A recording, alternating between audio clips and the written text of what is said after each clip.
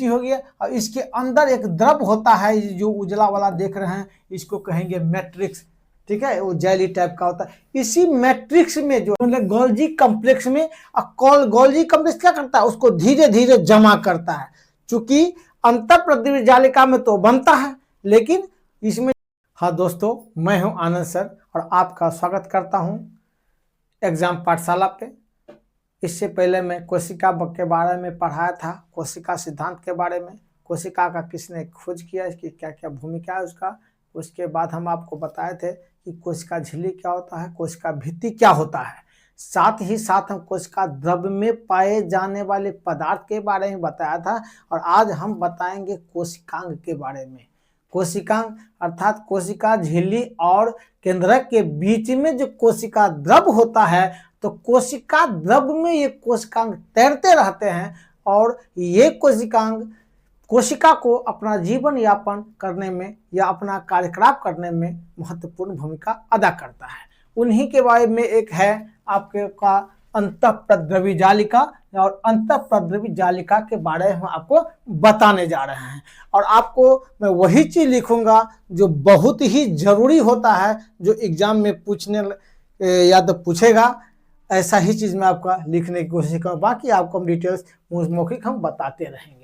तो अंतःप्रद्रवी जालिका क्या है, तो केंद्रक और कोशिका झिल्ली के बीच में नालीदार या नलिका रूप में होता है। नालीदार जो है आपका जाली के रूप में फैला होता है। और उसका एक मुंह क्या होता है, कुछ मुख जो है उसका केंद्रक की झिल्ली से जुड़ा होता है, और कुछ मुंह जो है ये कोशिका झिल्ली से जुड़ा होता है। और कोशिका झिल्ली के बाहर जो द्रवित पदार्थ है जिसकी आवश्यकता केंद्रक को होता है, उस जो नलिका होकर के जाता है केंद्रक में, और केंद्रक में जो कुछ पदार्थ बना होता है जिसको बाहर निकालना जरूरी है, वो इसी नलिका के अंदर से होकर के बाहर निकलेगा। इसीलिए इसको क्या कहेंगे, कोशिका का हम परिवहन तंत्र भी कहते हैं। साथ ही साथ इस पे एक और चीज होता है कि हम राइबोसोम का नाम सुनते हैं, और कहा जाता है कि राइबोसोम होता क्या है, तो राइबोसोम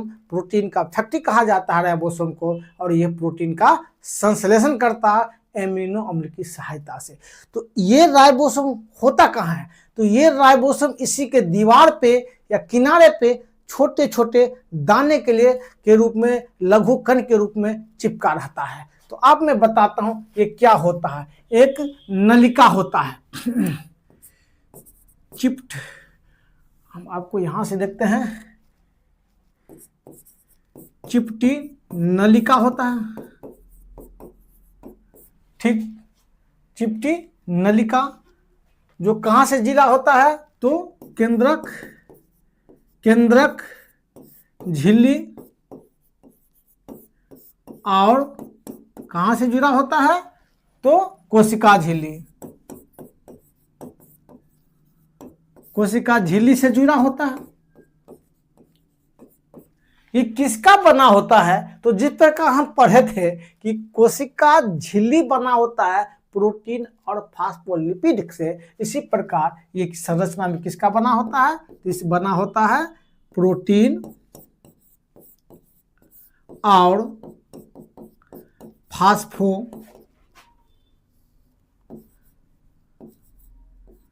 फास्फोलिपिड। ये फास्फोलिपिड का फास्फोलिपिड, फास्फो कर दीजिए, फास्फोलिपिड का बना होता है। इसे कहा क्या जाता है, तो मैं कह रहा हूं कि इसको कहा जाता है, चूंकि ट्रैफिक का काम करता है, और कभी कभी क्वेश्चन में पूछा जाता है कि कोशिका का परिवहन तंत्र के नाम से किसे जानते हैं, तो इसे हम कहेंगे कोशिका का एक नाम उसको बोला जाता है, कोशिका का परिवहन तंत्र। चूंकि ये केंद्रक के पदार्थ को कोशिका के बाहर ले जाता है, और कोशिका के बाहर वाला पदार्थ को जो लिक्विड वाला पदार्थ है, तरल पदार्थ है, उसको क्या करता है, अंदर केंद्रक के अंदर ले जाता है।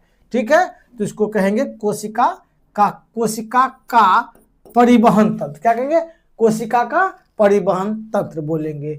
ठीक है, और ये बताएंगे ये क्या होता है, तो उसका काम क्या है। तो उस पर राइबोसोम क्या होता है, राइबोसोम।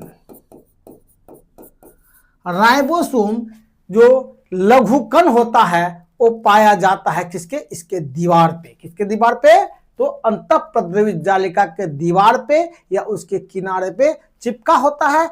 इसी राइबोसोम में क्या होता है, प्रोटीन का संश्लेषण होता है।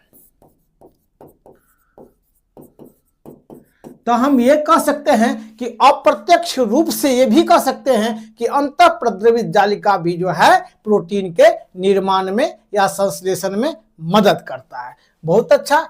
अब देखते हैं कि हम अंतःप्रद्रवित जालिका कितने प्रकार के होते हैं। तो दो टाइप के होते हैं। जैसे देखिए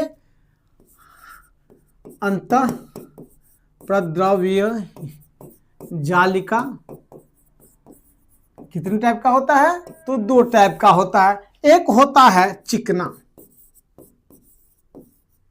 दूसरा होता है खुरदरा। खुरदरा, बहुत अच्छा। तो चिकना भाग पे तो कुछ नहीं पाया जाता है, लेकिन ये खुरदरा जो होता है जैसे कैसे पाया जब होता है, मान के चलिए हम दिखाते हैं आपको।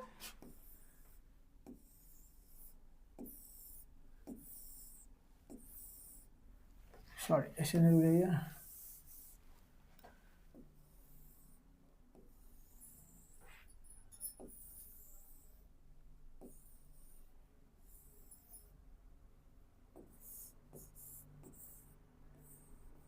ऐसे।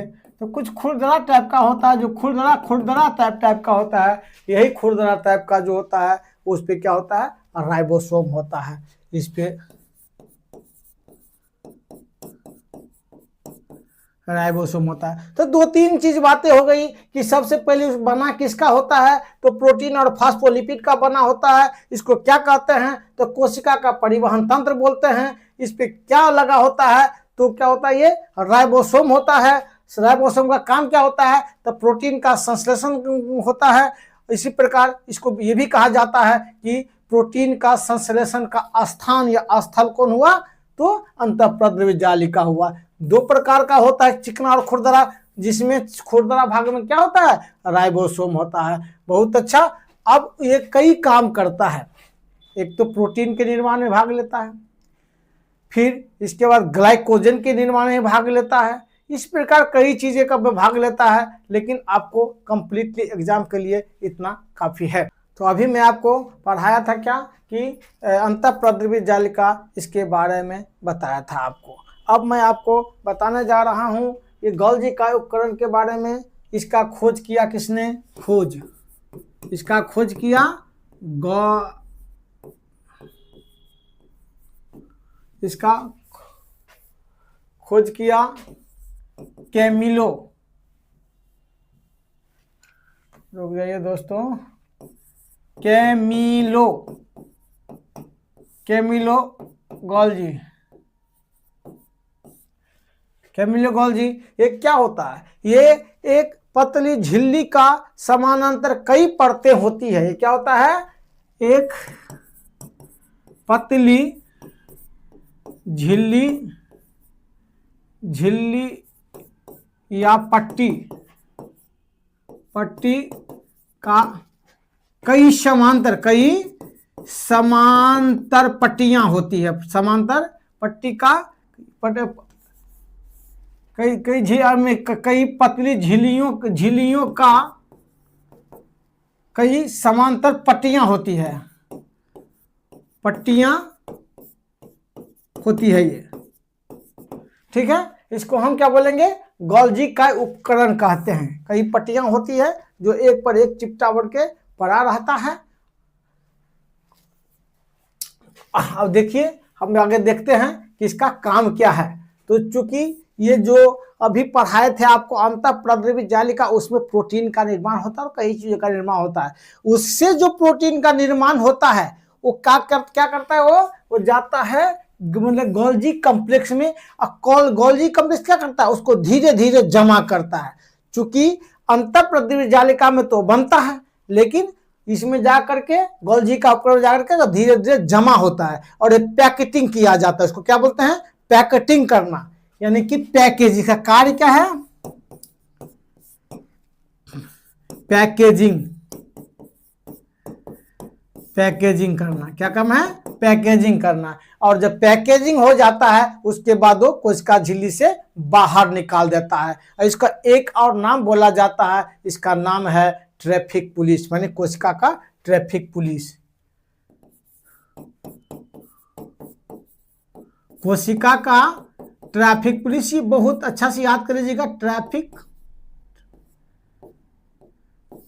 ट्रैफिक पुलिस, ट्रैफिक पुलिस के नाम से भी ये जाना जाता है। ठीक है,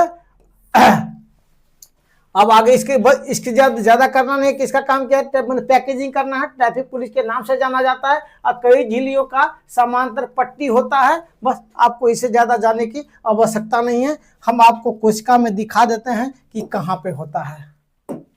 देखिए,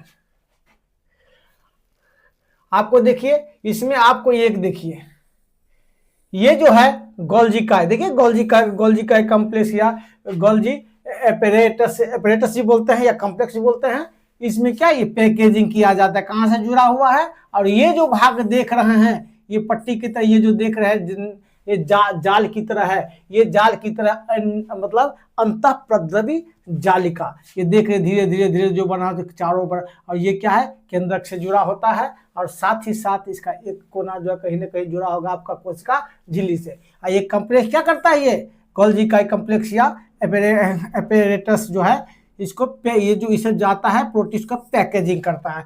और इसमें देखिए ये है क्या है, ये माइटोकॉन्ड्रिया है, इधर माइटोकॉन्ड्रिया है, ये सेंट्रोसोम है जिसके बारे में पढ़ाएंगे। फिर इसके बाद आपका लाइसोसोम है, छोटा सा लाइसोसोम है, ये वैक्यूल्स है, इसके बारे में भी आपको हम पढ़ाएंगे। ये न्यूक्लियस है। चलिए ठीक है, अब आगे हम देखते हैं।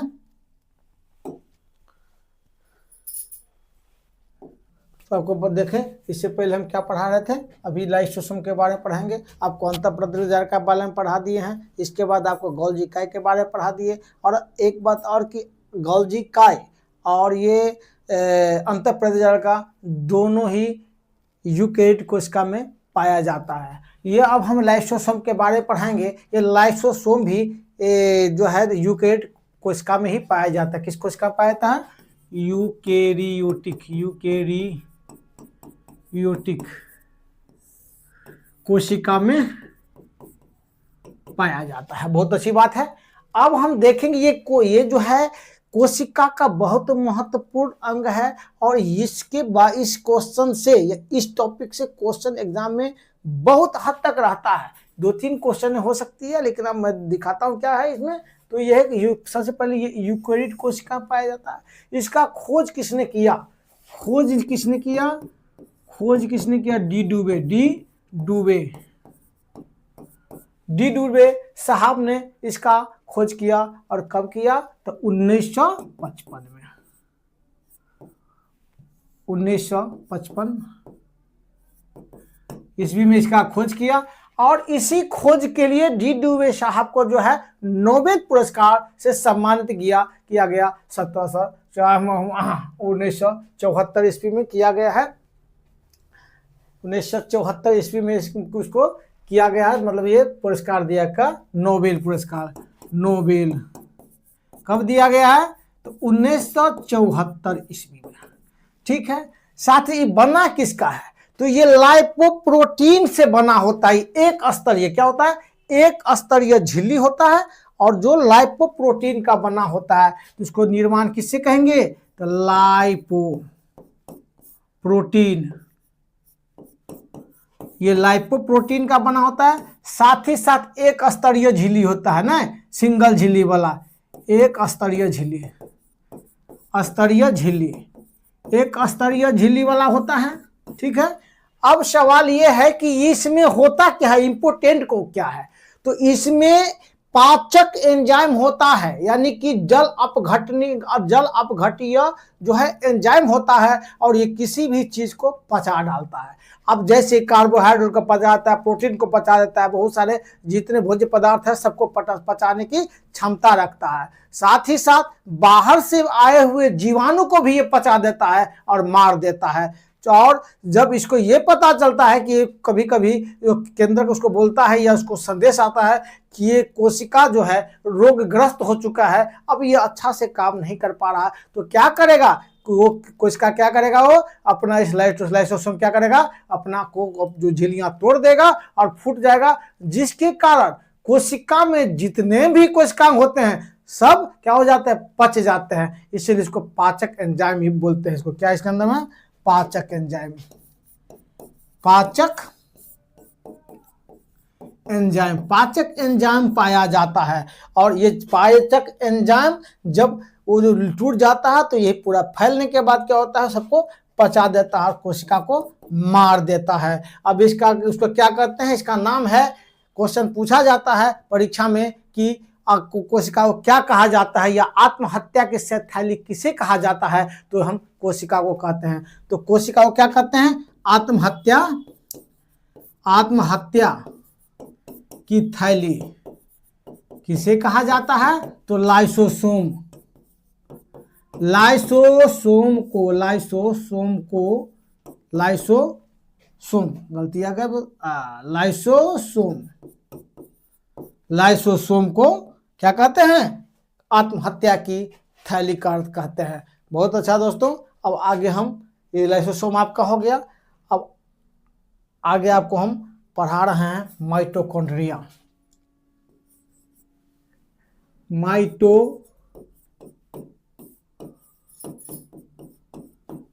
तो दोस्तों अब मैं देखता हूं कि अभी माइटोकॉन्ड्रिया के बारे में पढ़ा रहा हूं। माइटोकॉन्ड्रिया क्या है, देखिए कोलिकर साहब, अल्टमैन और सीबेंडा, ये तीन वैज्ञानिकों का नाम लेना बहुत ही जरूरी है, क्योंकि सबसे पहले कीट का जो कीट जो होता है उस पे रेखित पेशी जो धागे के समान होता है या लकीर जैसा होता है, उस पे क्या हुआ, तो वो मतलब कीटों के रेखित पेशी पे वो माइटोकॉन्ड्रिया का खोज किसने किया था, तो कोलिकर साहब ने क्या किया था, कीटों के रेखित पेशी पर, ठीक है, पेशी पर माइटोकॉन्ड्रिया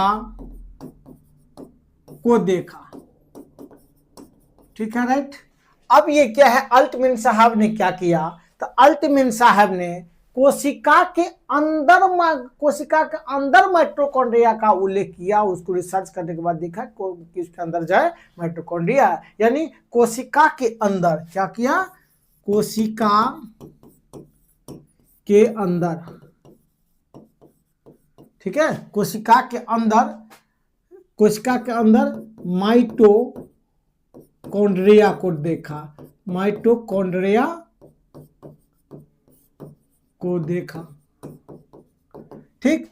अब सीबेंडा साहब ने क्या किया, तो सीबेंडा साहब उसका नाम दूसरा रखा हुआ था ये दोनों, तो ये क्या किए, सीबेंडा साहब उसका नाम रख दिया माइटोकॉन्ड्रिया, यानी कि माइटोकॉन्ड्रिया नामकरण, क्या किया, नामकरण। अगर ये क्वेश्चन पूछ दिया जाए कि सीबेंडा का क्या योगदान है या माइटोकॉन्ड्रिया का नामकरण किसने किया, तो सीबेंडा साहब ने किया, और ये क्वेश्चन पूछा जाता है। अब सवाल यह है कि ये पाया कहां जाता है, तो यूकेरियोटिक कोशिका पाया जाता है। चूंकि यूकेरियोटिक कोशिका प्रोकैरियोटिक कोशिका होता है, तो प्रोकैरियोटिक कोशिका में ये नहीं पाया जाता है, जैसे बैक्टीरिया हो गया, नीलहरी शैवाल हो गया, इसमें नहीं पाया जाता है, बल्कि ये यूकेरियोटिक कोशिका में पाया जाता है। किसमें पाया जाता है, तो यूकेरियोटिक कोशिका, यूकेरियोटिक कोशिका में पाया जाता है, चाहे वो पादप कोशिका हो चाहे वो जंतु कोशिका हो। अब सवाल ये है कि इसके बारे में इसको स्वायत्त कोशिका के अपना स्वायत्त को कोशिकांग बोला जाता है। कभी कहा गया था, कोई वैज्ञानिक को अपना अनुमान लगाया, रिसर्च कर पता लगाया कि एक समय कोशिका के अंदर एक जीवाणु था, और ये जीवाणु बन के इसके अंदर जो कोशिका के अंदर चला गया, और क्या हुआ, तो बाद में फिर कोशिका के साथ रहने लगा, अपना विभाजन करने लगा, तो ये कोशिका का कोशिकांग बन के रह गया, ठीक है। अब हम देखते हैं कि इसका होता कैसा है, ये उसका आकार, तो माइटोकॉन्ड्रिया कैसा होता है, छड़ के समान होता है, क्या, छड़ जैसा, छड़ के समान होता है। दूसरी बात ये क्या होता है, अब उसकी संरचना की बात हम जब करते हैं, संरचना, तो जब उसकी संरचना की बात करते हैं तो ये दोहरी झिल्ली वाला होता है। आपको पूछा जाता है कभी कभी क्वेश्चन में कि दोहरी झिल्ली और एकल झिल्ली के बारे में दे दिया जाएगा। अब जैसे लाइफ का इसमें दो मतलब कौन सा एकल झिल्ली नहीं है, तो आपको एकल झिल्ली नहीं है तो माइटोकॉन्ड्रिया दे देगा, और इसमें ये लाइसोसोम इस प्रकार से कुछ और दे देगा और बोलेगा कौन सा एकल झिल्ली नहीं है। तो दोहरी झिल्ली क्या है, तो मतलब ये माइटोकॉन्ड्रिया दोहरी झिल्ली में आता है। दोहरी झिल्ली, एक बाहरी झिल्ली का और दूसरा अंदर वाले झिल्ली, और ये भी जो है प्रोटीन का ही बना होता है और लाइपोप्रोटीन का बना होता है। ठीक है, ये भी लाइपोप्रोटीन का ही बना होता है। इसमें दो झिल्ली होता है, एक होता है बाहरी झिल्ली, जैसे कि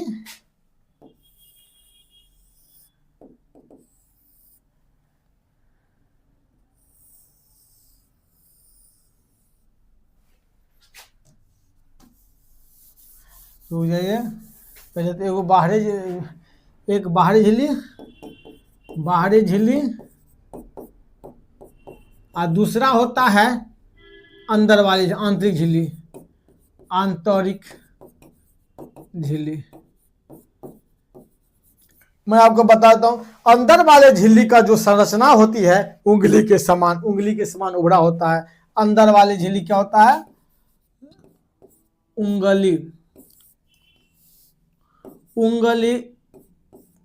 उंगली के समान संरचना होता है, जिसको हम क्या बोलते हैं, क्रिस्टी बोलते हैं। इसका नाम हो गया क्रिस्टी बोलते हैं। अब हम इसके बारे में आगे डायग्राम में देखेंगे। सबसे बड़ी बात यह है कि इसको हम क्या बोलेंगे, तो क्रिस्टी आपको बता दिए कि उंगली के समान संरचना होती है, और इसी क्रिस्टी में एटीपी का निर्माण होता है, एडिनोसाइन ट्राइफॉस्फेट का निर्माण होता है। ये किसके रूप में, तो ऊर्जा के रूप में, जिसका बाद में कोशिका इस्तेमाल करता है। इसीलिए ये माइटोकॉन्ड्रिया को क्या बोलते हैं, माइटोकॉन्ड्रिया को क्या बोलते हैं, कोशिका का पावर हाउस। ये बहुत महत्वपूर्ण, कोशिका का पावर हाउस, ये बहुत महत्वपूर्ण क्वेश्चन है, और इसे बराबर पूछा जाता है कि कोशिका का पावर हाउस किसे कहते हैं, यानी ऊर्जा गृह किसे कहते हैं, तब माइटोकॉन्ड्रिया को। और इसी जो क्रिस्टी में ही ये पावर बनता है, क्योंकि ग्लूकोज जो खाते हैं हम, ग्लूकोज भोजन के रूप में, वो ग्लूकोज और ये जो ऑक्सीजन आता है वो दोनों मिल करके टूटता है और क्या बनाता है, कार्बन डाइऑक्साइड बनाता है, और वहीं एटीपी का निर्माण होता है। ठीक है, ग्लाइकोलिसिस के तहत जो है एटीपी का निर्माण होता है। अब हम दिखाते हैं इसमें एटीपी क्या बनता है, एटीपी का निर्माण होता है ग्लूकोज टूट करके। तो क्या होता है, ग्लूकोज टूटता है तो एटीपी का निर्माण होता है। एटीपी को क्या बोलेंगे,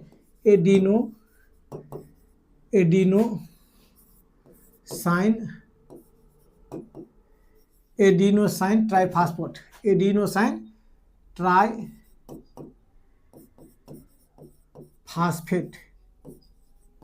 ठीक, क्या है, एडिनोसाइन ट्राइफॉस्फेट बोला जाता है। ठीक है, और इस प्रक्रिया में कितना बनाता है, तो इस प्रक्रिया में जो एटीपी है, इस प्रक्रिया में 38 एटीपी, कितना एटीपी बना होता है, 38 एटीपी बनाता है, जिसमें दो चीजें होता है, एक होता है केल्विन चक्र, एक होता है ग्लाइकोलिसिस, यानी प्रकाश अभिक्रिया, एक होता है अंधकार अभिक्रिया। तो प्रकाश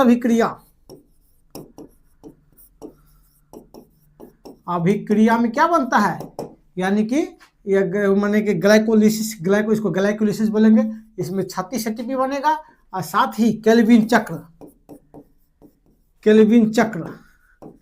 केल्विन चक्र में 2 एटीपी बनेगा, इसमें 2 एटीपी बनेगा, तो पूरा 38। ये प्रश्न पूछ दिया जाता है। और मैं एक संरचना बोला हूं क्रिस्टी, और एक होता है मैट्रिक्स। तो मैट्रिक्स में केल्विन चक्र होता है, ठीक है। अब मैं आपको बता रहा हूं माइटोकॉन्ड्रिया का डायग्राम लेकर के बता रहा हूं।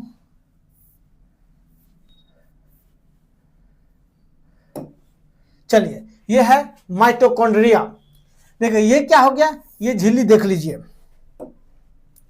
ये झिल्ली हो गया, एक झिल्ली हो गया, और ये यहाँ वाला जो झिल्ली हो गया ये दोहरी झिल्ली हो गया। देखिए ये झिल्ली हो गया, तो दोहरी झिल्ली होता है। और ये जो वो देख रहे हैं ना, इसको हम क्या बोलेंगे, ये जो झिल्लियां होती है इस उभार को हम बोलेंगे क्रिस्टी। क्या बोलेंगे, क्रिस्टी। जो यहाँ लिखा होगा क्रिस्टी, देखिए कहीं ना कहीं क्रिस्टी, आपको एक झिल्ली हो गया, दूसरा झिल्ली हो गया, ये देखिए क्रिस्टी हो गया। ये जो उभार हो गया ये क्रिस्टी हो गया। और इसके अंदर एक द्रव होता है, जो उजला वाला देख रहे हैं, इसको कहेंगे मैट्रिक्स, ठीक है। वो जेली टाइप का होता है। इसी मैट्रिक्स में जो है, इसी मैट्रिक्स में है जो बनता है, क्या बनता है, तो ये केल्विन चक्र होता है, जिसमें 2 एटीपी बनता है। अब पूरा एटीपी मिलकर क्या क्या बन जाता है, तो ये 38 एटीपी बन जाता है, ठीक है। और ठीक है, धन्यवाद इसके लिए का। ये माइटोकॉन्ड्रिया का काम हो गया।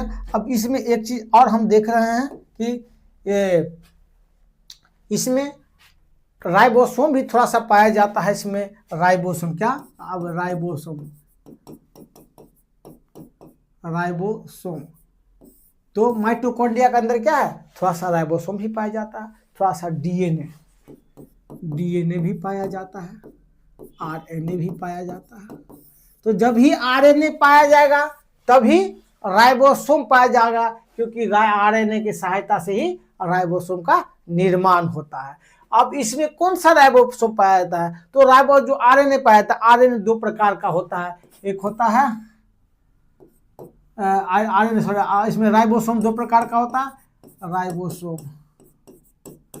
एक होता है 70S, एक होता है 80S।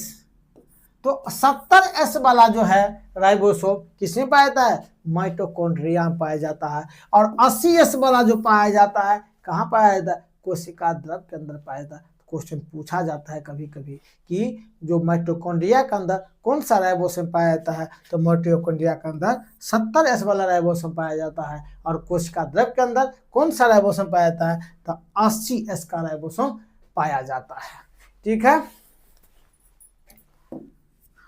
पढ़ाने जा रहा हूं, इससे पहले मैं आपको पढ़ा दिया हूं कौन सा, जो जिस पे राइबोसोम रहता है, अंदर पैदोजरका पढ़ा दिया हूं, माइटोकॉन्ड्रिया के बारे में पढ़ा दिया हूं। ये राइबोसोम को क्या बोलते हैं, तो राइबोसोम को प्रोटीन का फैक्ट्री बोला जाता है, यानी प्रोटीन का निर्माण करने वाला बताया जाता है। तो सबसे पहले बताएंगे कि राइबोसोम का खोज किसने किया, इसको किसका जो है इसको श्रेय दिया जाता है, तो पैलाडे। आप देखेंगे कि पैलाडे महोदय को इसके खोज का श्रेय दिया जाता है। कौन, राइबोसोम की खोज, ठीक है, ठीक है। और एक रॉबिन्सन महोदय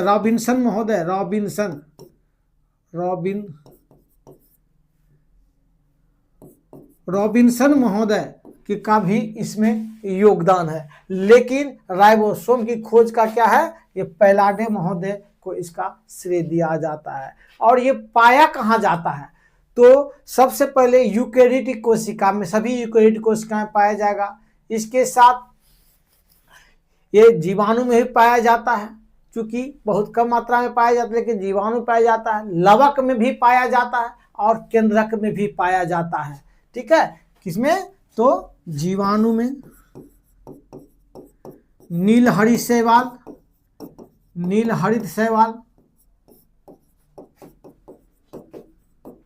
ठीक है। इसके बाद यूकेरियोटिक कोशिका, यूकेरियोटिक कोशिका,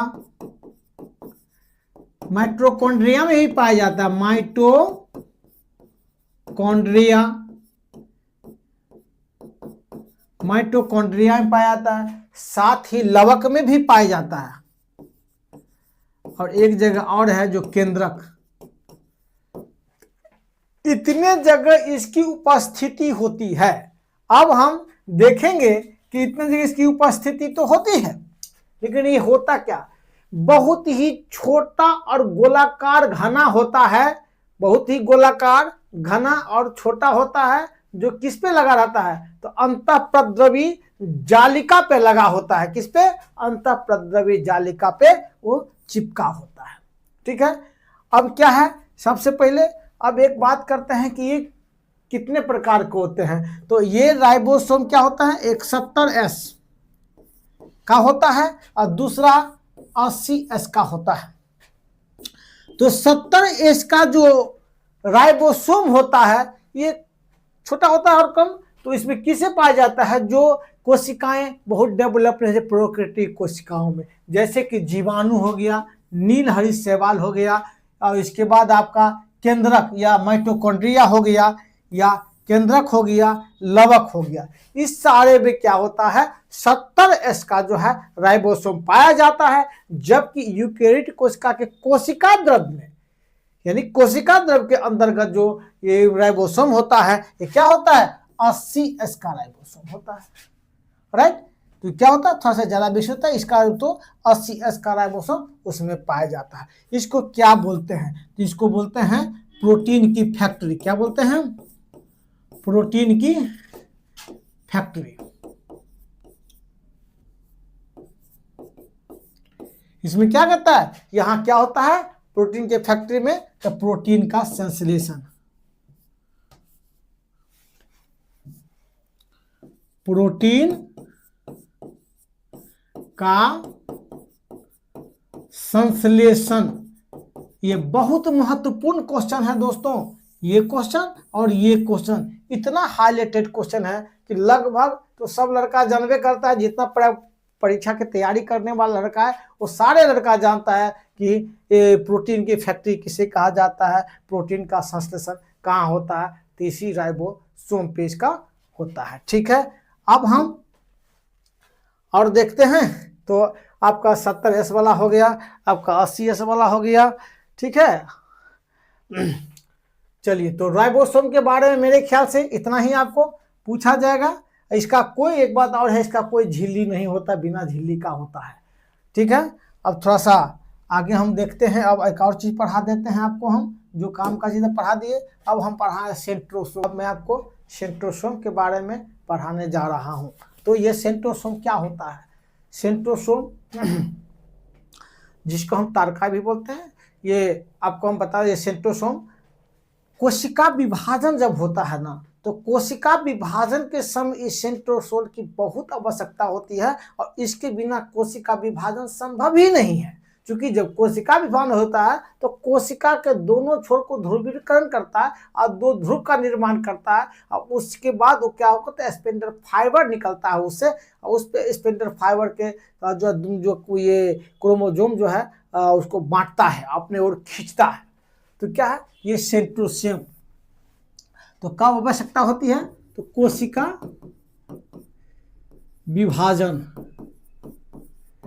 कोशिका विभाजन के समय इसकी आवश्यकता होती है। अब सेंट्रोसोम क्या होता है, तो सेंट्रोसोम का दो पार्ट होता है, एक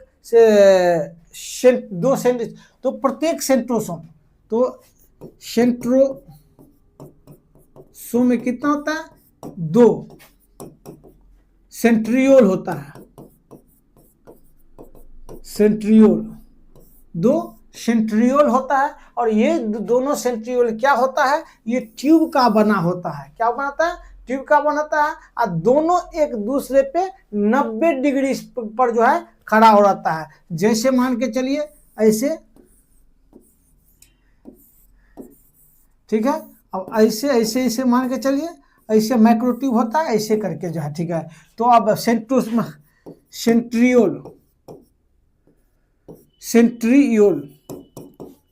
तो कितने सेंट्रियोल होता है, एक सेंट्रोसोम में, प्रत्येक सेंट्रोसोम में क्या होता है, तो एक माने दो सेंट्रियोल होता है और दोनों क्या होता है 90 डिग्री पे खड़ा होता है। तो अब ये सेंट्रियोल क्या होता है माइक्रो ट्यूब्स का बना होता है। किसका बना होता है micro tubes, micro tube centriole micro, बहुत सारा माइक्रो ट्यूब का बना होता है। एक माइक्रो ट्यूब में क्या होता है प्रत्येक माइक्रो या हर एक सेंट्रियोल में क्या होता है तो 3 × 9 माइक्रो ट्यूब मतलब 27 माइक्रो ट्यूब होता है। ठीक है, जैसे ऐसे करके मैं आपको दिखाऊंगा भी, बाद में दिखाता हूं। तो 3 × 9 मतलब 27 माइक्रो ट्यूब होता है, ट्यूब के समान होता है। ठीक है, जैसे बल्ब वाला जलाते हैं माइक्रो ट्यूब। अब क्या होता है ये करता क्या है तो ये जब कोशिका विभाजन के समय होता है तो वो भी विभाजित होता है और 2 बन जाता है और दोनों टूट के धीरे धीरे कोशिका के दोनों छोर पे चला जाता है। क्या बनता है कोशिका ध्रुव का निर्माण कर देता है और वही उसमें क्या निकलता है स्पिंडल फाइबर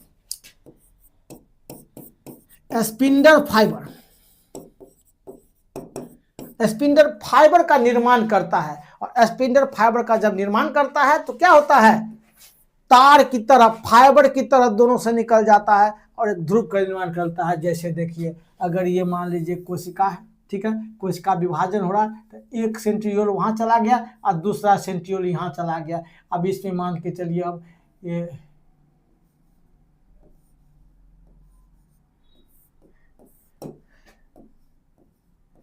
ये ऐसे करके आप देखेंगे तो ये कोशिका विभाजन के समय आपका ये क्रोमोसोम हो गया और ये क्या करता है ऐसे करके फाइबर निकालता है। क्या करता है स्पिंडल फाइबर निकालता है जिससे कोशिका का विभाजन हो जाता है और यही हो गया स्पिंडल फाइबर। चलिए स्पिंडल फाइबर का अब काम हो गया। ये हमेशा जो उसी टाइम में कोशिका विभाजन के समय में ही इसका यूज होता है। चलिए अब मैं आपका दोस्तों अब ये अगला चैप्टर जो है आगे चैप्टर नहीं, ये कोशिका का जो पार्ट 3 हम आगे लाएंगे जिसमें हम और मेन चीज जो है लवक है और लवक के साथ केंद्रक भी पढ़ाना हमको ज़रूरी है। और जब ये चीज़ हो जाएगा तो कंप्लीट होने के बाद हम उसको क्या करेंगे ऑब्जेक्टिव क्वेश्चन भी लाएंगे। धन्यवाद।